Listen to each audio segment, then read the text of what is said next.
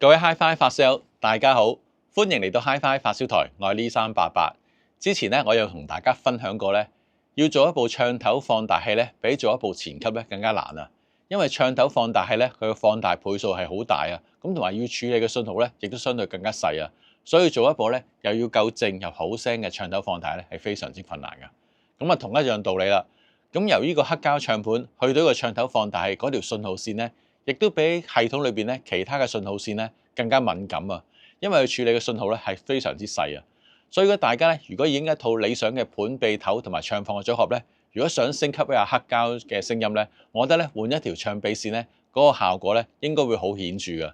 所以今次咧想同大家分享一個咧嚟自加拿大品牌啊1877風爐 Safino。佢哋最新推出嘅旗艦嘅唱臂線 Midas Gold 啊，咁啊睇見個公司名咧，裏邊已經有個風爐呢個字咧，所以我對佢咧都有啲信心啊。咁啊當然啦，音響唔係靠睇噶嘛，一定靠聽噶嘛。所以大家如果想知道咧呢個風爐線嘅聲音如何咧，咁啊繼續睇落去啦。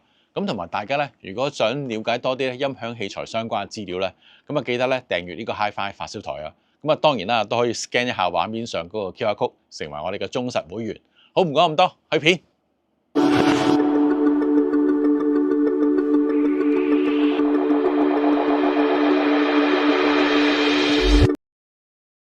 呢間咧嚟自加拿大嘅音響廠，佢嘅全名咧就叫1877風爐 Safino 啊。個名咧真係好長又複雜啊。咁原來咧都有原因㗎。咁啊風爐大家都明白啦，當然就係做呢個黑膠唱盤相關嘅產品啦。咁1877咧原來一個年份嚟㗎。咁原來1877年咧就係呢個愛迪生咧發明呢個留聲機啊，所以咧就向佢致敬㗎。咁啊呢個名咁長咧，加上口齒唔伶俐咧，咁我就叫佢 Safino 算啦。咁啊講開個名稱啦。咁可能大家會問啦，咁呢個咧由黑膠唱盤去呢個唱頭放大器呢個信號線咧，咁啊點解咧叫做呢個唱臂線，唔係叫做唱盤線啊？咁我覺得咧一般嘅資深發燒咧形容呢條線咧都會叫做唱臂線，所以大家咧講到唱臂線咧就知道咧由呢個黑膠唱盤去呢個唱放嗰條線就叫做唱臂線啦。咁可能亦都會問啦，咁如果喺個唱臂裏邊嗰條線叫咩線啊？咁呢個咧通常咧我哋就叫做臂管線啊。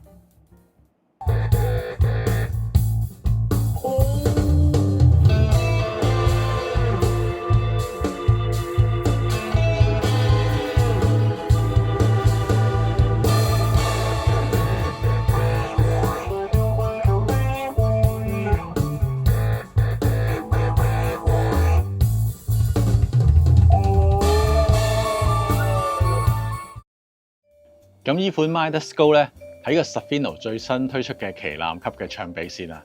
咁我打開俾大家睇下。咁啊見到佢裏邊咧有一個好靚嘅木盒啊！咁啊打開咗木盒咧，就見到個線咧，原來仲有一個好靚嘅擁抱袋去袋住啊！咁仲有咧見到好多卡喎。咁呢啲卡咧，原來就係介紹呢款線材嘅技術啦，同埋啲咩特點啊！咁啊拎條線出嚟啊！咁條線咧都相當之柔軟啊！咁我覺得咧，如果咁軟咧，都可以方便呢個接駁啊！咁同埋見到咧，已經有條好長嘅接地線喎。咁我覺得咧，接地線咧比較長咧都有好處嘅，因為有時咧嗰啲 RCA 啲輸入位咧同嗰個接地位咧可能個距離比較遠啲啊，咁樣變咗咧可以方便啲接駁啊！咁同埋呢條接地線咧個叉咧，都見到一個相當之厚嘅叉嚟噶，咁啊仲到咗24K 金啊！咁呢條接地線咧都值得加分啊！咁啊睇下啲插頭啊，咁我手頭上呢款咧就係呢個直嘅顛插去呢個 RCA，咁啊當然啦有其他款式嘅插頭嘅，咁啊大家都可以問翻呢個代理啊。咁我見到呢個顛插咧個外殼咧原來都係個碳纖維嚟嘅，咁啊裏邊咧仲有一個 Teflon 做絕緣啊，咁啊見到咧嗰啲接觸位咧都到咗好厚身嘅24K 金啊！咁啊，至於呢邊嘅 RCA 咧，咁原來係一個可以上鎖嘅 RCA 嘅插嚟嘅，咁亦都見到咧，到咗一個好厚嘅24K 金啊！咁同埋喺呢個上鎖嘅 RCA 插咧，其實都可以調下聲噶。如果大家咧想啲人聲咧比較上凝聚啲啊、結實啲啊，咁咧可以安落去嗰個RCA 插嗰陣時咧就扭緊啲。咁有啲聲咧想啲聲咧輕鬆啲啊、飄逸啲咧，你就唔好扭咁緊。咁呢個咧都係俾大家一個參考。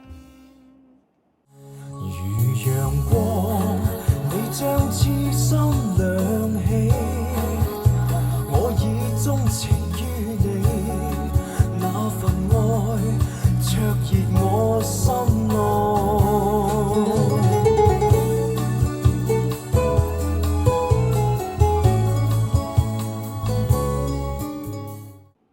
呢款 Midas Gold 嘅線材裏邊嘅導體咧，包括有呢個7皮包金嘅 OCC 單晶銅，同埋呢個7皮單支嘅純銀線啊。咁而導體之間嘅攪合咧，係用咗廠方個獨有嘅 H-Rounder 嘅技術啦。咁呢種攪合線材嘅技術咧，可以令到線材攪合得咧更加緊密啊。咁1米長咧就可以攪合到咧16000圈啊，可以有效咧減低個雜膚效應，令到信號傳送咧更加準確啊。咁呢款線材咧有多層嘅絕緣層啦，咁啊分別有呢個石墨烯、低密度嘅聚乙烯、鐵氟龍、純棉等等。咁啊主屏蔽層咧就包括有呢個銅箔、純銀編織嘅網，再包上嘅單絲纖維嘅防靜電網。Safino 製作線材導體咧會經過一個叫做 Ultrasonic 7 Thermal Processing 嘅過程啊。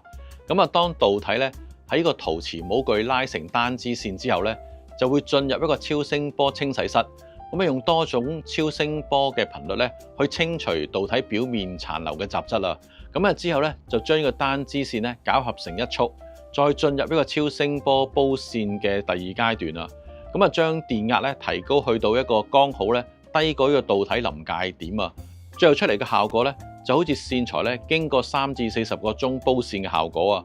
導體咧喺包上呢個絕緣層之前咧，會經過-186度去到一個-196度呢個深層冷凍嘅處理啊，咁啊令到金屬分子之間咧嗰個壓力咧可以得以釋放啊，就可以重新整齊排列，令到信號傳送咧更加流暢啊，咁啊出嚟嘅聲音咧更加自然啊。很愛很愛你，所以願意捨得讓你往更多幸福的地方飛去。很愛很愛你，只有讓你擁有愛情，我才安心。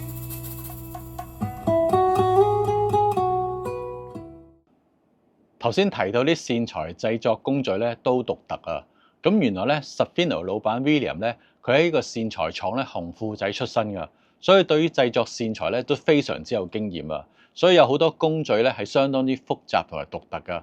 咁我都想咧盡量簡單咧同大家分享啊。不過我覺得咧線材製作咧有幾複雜咧都唔係一個重點啊，最重點咧就係出嚟嘅聲音效果啊。咁我今次咧試聽完呢款咧 Midas Gold 嘅旗艦級嘅唱片線咧，我發覺咧真係有料到㗎。咁佢插咗落去黑膠組合裏邊咧，真係將個聲音咧係提升咗㗎。咁同埋咧多咗幾分貴氣啊。咁同埋嗰種提升咧唔單止係音效感啊，喺音樂感咧都令我好滿意啊。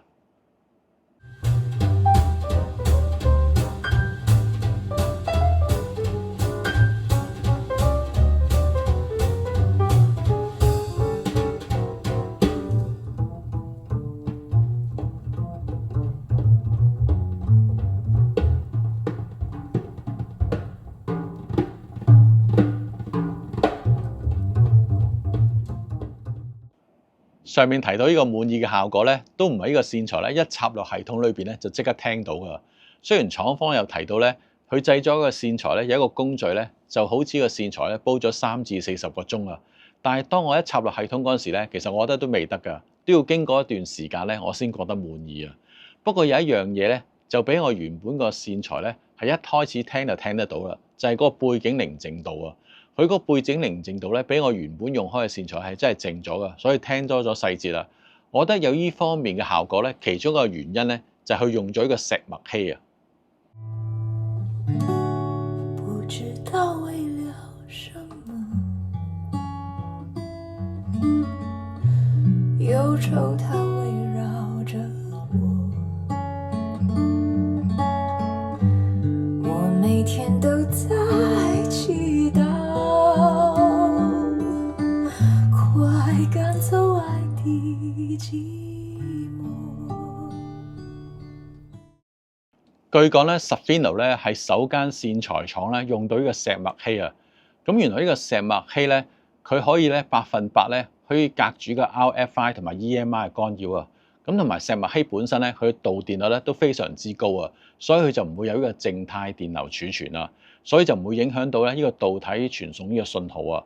咁同埋石墨烯咧可以完全咧隔住呢個空氣啊，所以線材咧就算用得耐咧，佢裏邊嘅導體咧都唔會氧化，唔會令到呢個聲音變差。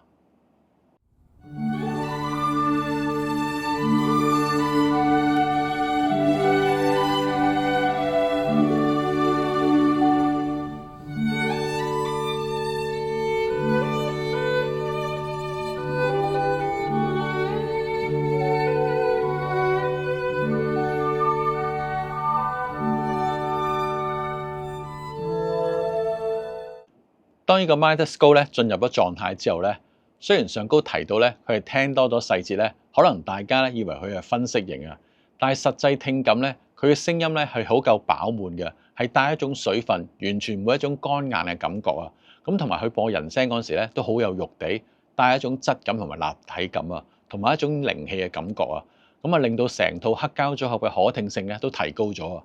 咁可能有發燒會問啦，只係一條唱臂線啫，點會有咁大效果啊？咁可能就係因為唱臂線咧傳送嘅信號比較細啊，所以佢嗰個敏感度咧係相當之高嘅。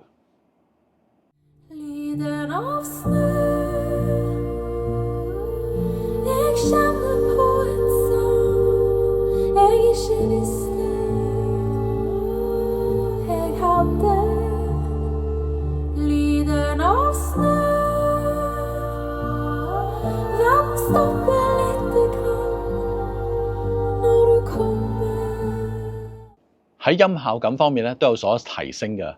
咁呢款唱臂線咧本身佢能量感都足夠啊，可以將個音場咧撐闊同埋撐深之餘咧，亦都可以保持翻咧中間嘅質感同埋密度感啊。咁同埋嗰種深度感咧係有層次嘅。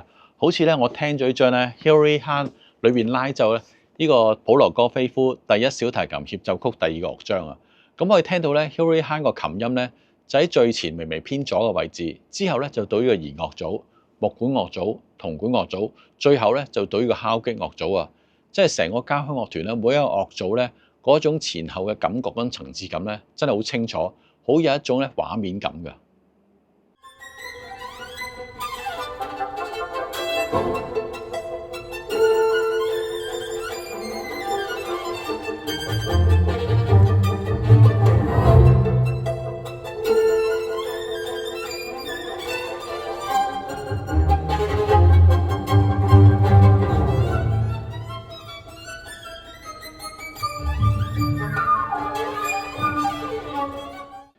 今次咧係我首次咧試聽呢個 Safino 嘅線材啊，佢俾我印象咧真係唔錯啊，同埋咧係一個以往咧我忽略咗嘅牌子啊，同埋睇翻咧原來佢嘅唱臂線咧都有好多個款式噶，咁啊當然啦，我今次試聽呢個旗艦系列咧，咁啊自然係一個萬元級，原來佢有一啲款式咧係千鬆啲蚊咧就有交易噶，所以如果大家而家用緊嘅唱本、唱臂同埋呢個唱頭組合，加上個唱況咧都覺得滿意咧，都唔好忽略呢個唱臂線啊。